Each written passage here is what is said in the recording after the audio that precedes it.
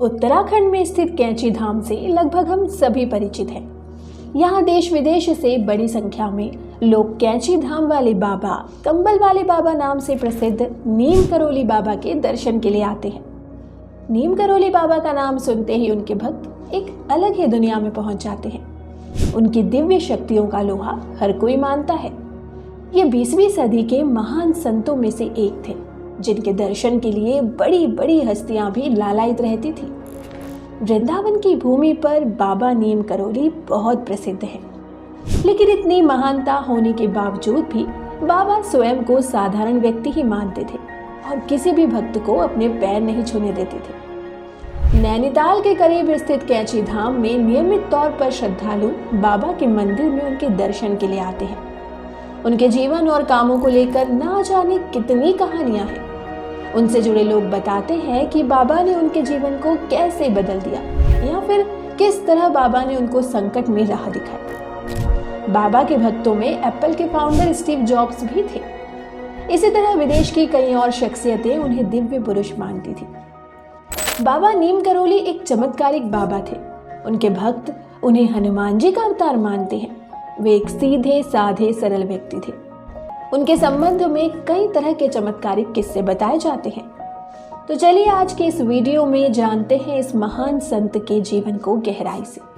तो बने रहिए हमारे साथ वीडियो के अंत तक। नमस्कार, स्वागत है आपका आपके अपने channel the stories of Bharat में, जहां हम आपको लेकर चलते हैं अनगिनत कहानियों के सफर पर।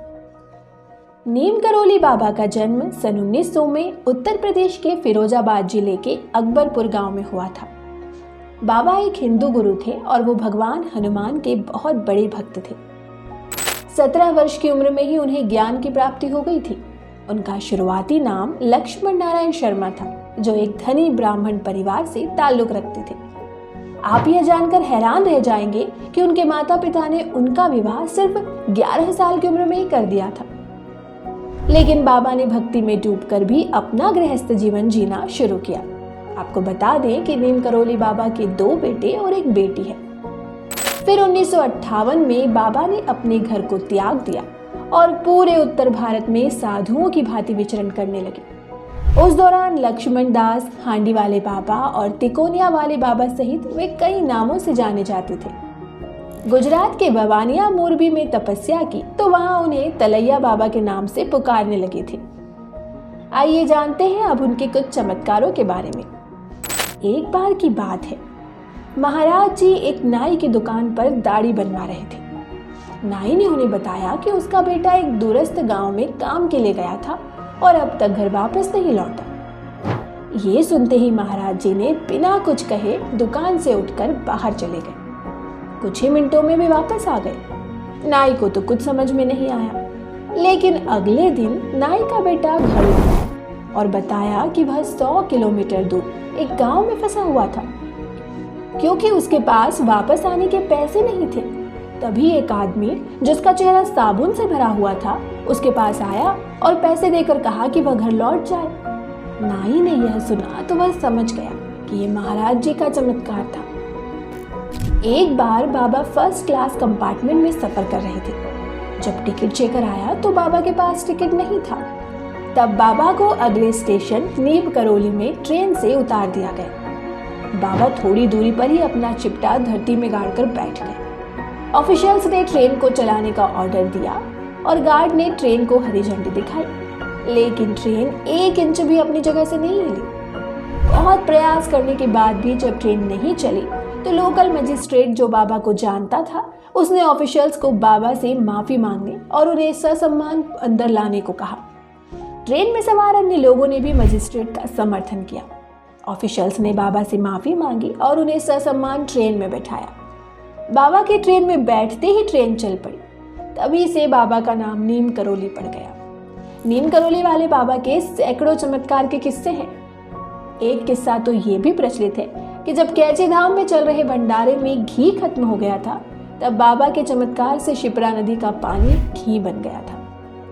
इन्हीं चमत्कारों के कारण ही नीम करोली बाबा के भक्त उन्हें हनुमान जी का अवतार मानते हैं और इसी भक्तिभाव से उनकी उपासना करते हैं। जानते हैं उनके कैंची धाम आश्रम के बारे में। उत्तराखंड के नैनीताल के पास कैची धाम में बाबा नीम करोली 1961 में पहली बार यहाँ आए। उन्होंने अपने पुराने मित्र पूर्णानंद जी के साथ मिलकर यहाँ आश्रम बनाने का विचार किया था।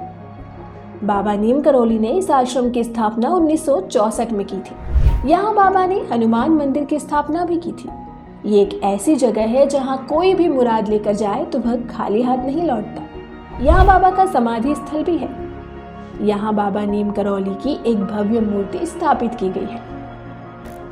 उन्होंने हनुमान जी के कई मंदिर भी बनवाए। जब कोई भक्त नीम करोली बाबा के पैर छूता तो बाबा पैर छूने से मना कर देते और कहते, पैर छूना ही है तो हनुमान जी के छुओ। 11 सितंबर 1973 की रात बाबा अपने वृंदावन स्थित आश्रम में थे। अचानक उनकी तबीयत खराब होने लगी। उन्हें तुरंत अस्पताल में भर्ती कराया, जहां डॉक्टरों ने उन्हें ऑक्सीजन मास्क लगाया, लेकिन बाबा ने इसे लगाने से मना कर दिया। उन्होंने वहां मौजूद भक्तों से कहा, अब मेरे जाने का समय आ गया है। उन्होंने तुलसी और गंगा जल को ग्रहण कर रात के करीब 1:15 बजे अपना शरीर त्याग दिया। हालांकि उनकी मृत्यु का कारण मधुमेह कोमा बताया जाता है।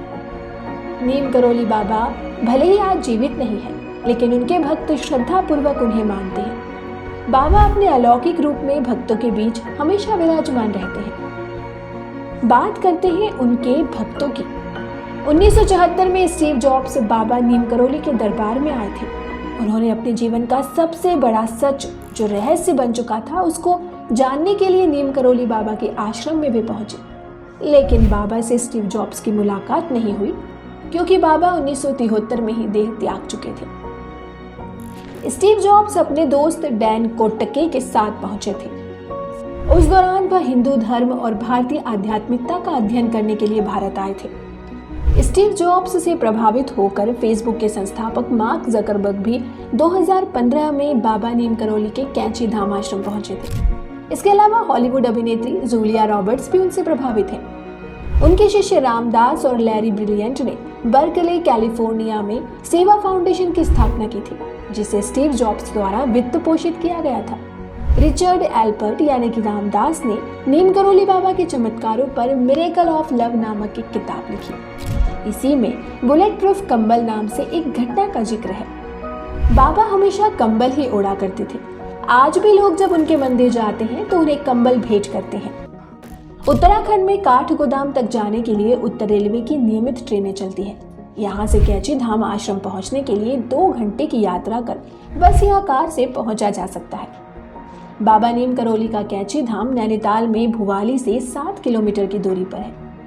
15 जून को देवभूमि कैची धाम में मेले का आयोजन होता है और यहाँ पर देश विदेश से बाबा नीम करोली के भक्त आते हैं। इस धाम में बाबा नीम करोली को भगवान हनुमान का अवतार माना जाता है।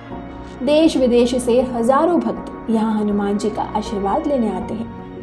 बाबा के भक्तों ने इस स्थान पर हनुमान का भव्य मंदिर बनवाया।